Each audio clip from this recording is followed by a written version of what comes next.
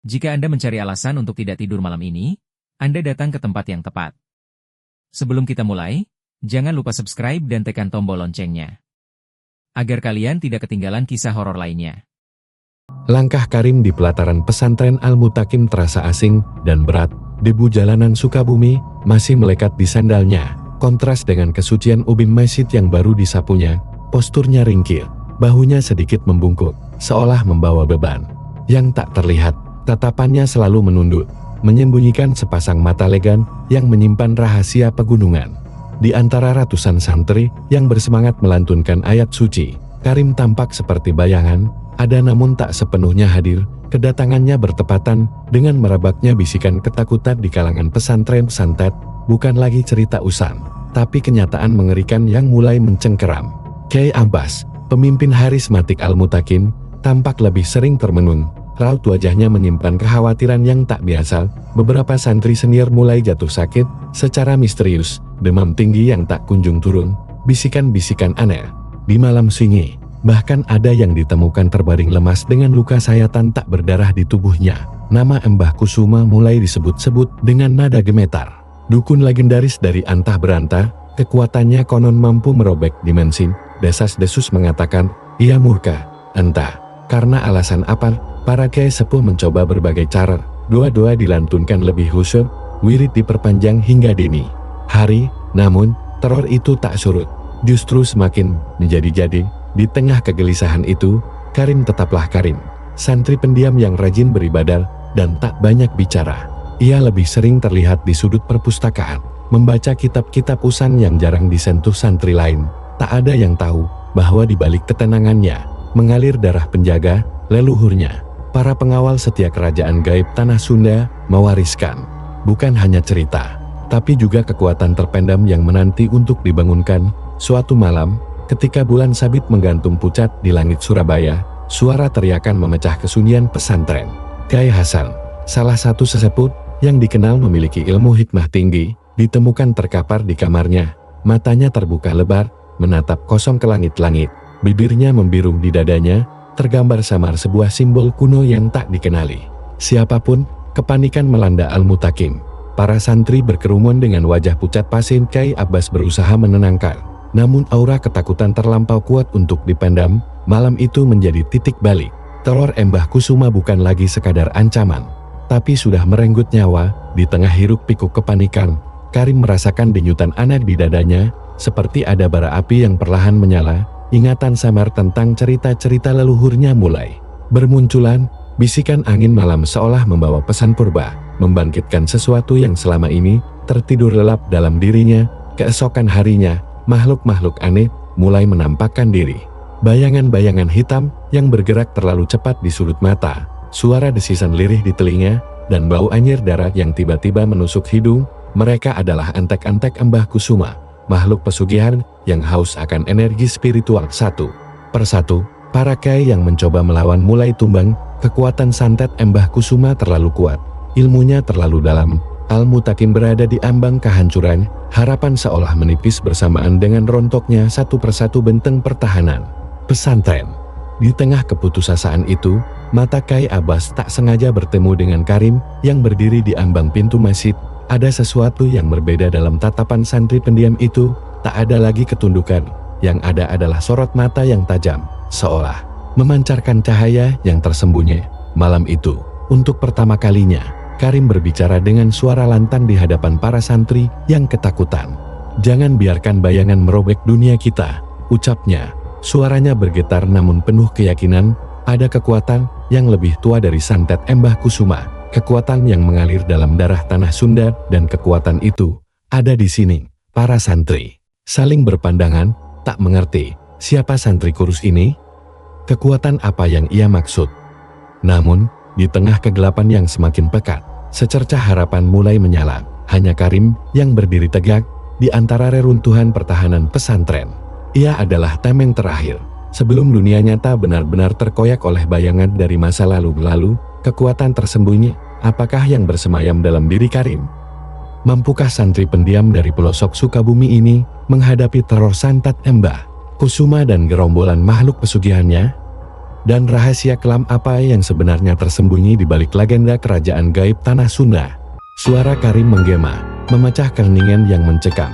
Bukan lagi bisikan, melainkan pernyataan yang menggetarkan. Para santri yang tadinya meringkuk dalam ketakutan, kini menatapnya dengan campur aduk antara keheranan dan secercah harapan. Kyai Akbas, meski masih terpukul atas kepergian Kyai Hasa, merasakan gelombang energi yang berbeda dari santri pendiam itu. Apa yang kau maksud, Karim?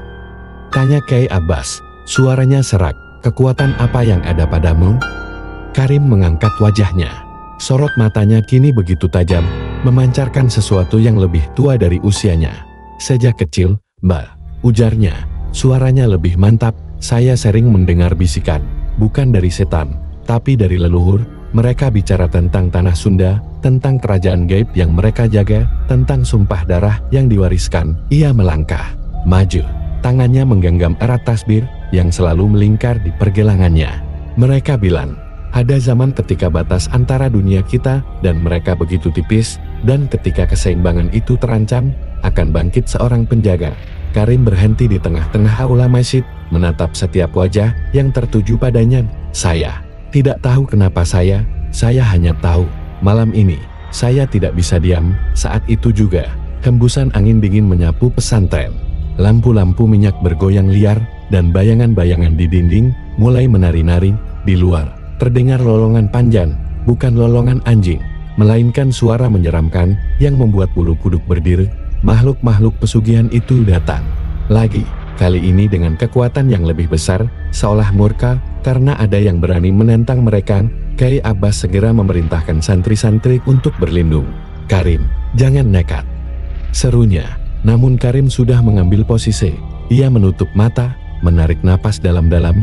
Di dalam benaknya, bisikan-bisikan itu semakin jelas, bukan lagi samar, melainkan rangkaian mantra kuno yang tak pernah ia pelajari.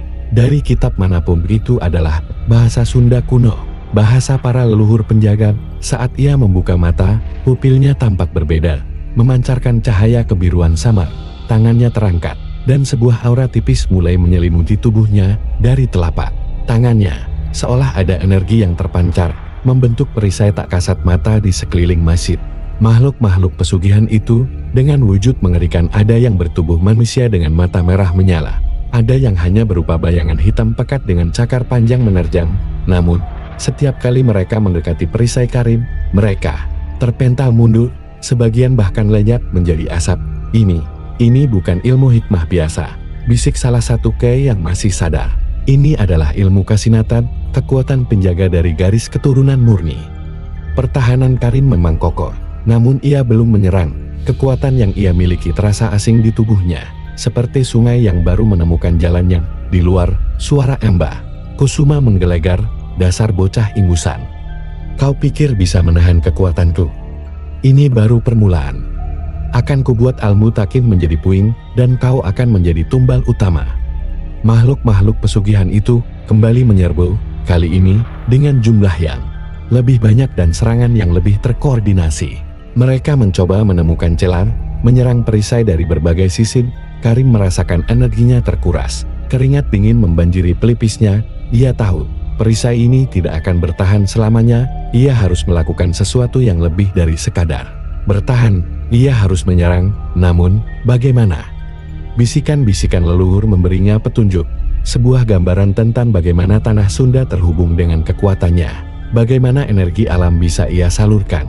Tiba-tiba, ia merasakan getaran kuat. Dari lantai masjid, retakan-retakan kecil mulai muncul di ubin, dan dari celah-celah itu, cahaya hijau kekuningan samar mulai berpendar. Itu adalah energi bumi, yang menjawab panggilannya. Dengan segenap kekuatan yang tersisa, Karim memfokuskan energi itu, menggabungkannya dengan mantra kuno yang terus bergema di benaknya. Ia mengangkat kedua tangannya tinggi-tinggi.